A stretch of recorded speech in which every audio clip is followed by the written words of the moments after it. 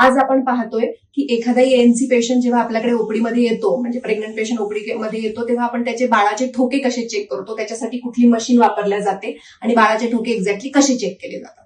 तर आता बघूयात. आता ह्या आज आपल्याकडे जे पेशंट आला त्या त्यांच्या 6व्या महिन्यामध्ये आहेत, म्हणजे 20 to 24 वीक झालेले आहेत. ही त्यांची युट्राईन ग्रोथ आहे आणि आता आपण त्यांना बाळाचे ठोके ऐकवत आहोत. तर हे फिटल डॉपलर मशीन आहे. याला जेल लावून मग आपण तो प्रोब पेशंटच्या पोटावरती ठेवलाय आणि आपल्याला बाळाचे ठोके किती आहेत ते याच्यावरून समजतंय. तर सध्या बाळाचे ठोके 130, 120 असे चालू आहेत. जेव्हा आपण प्रेग्नन्सी 20 ते 24 आठवड्यांची असते तेव्हा साधारण 120 ते 160 ठोके असणं अपेक्षित असतं आणि त्या प्रकारे पेशंटचे ठोके आहेत.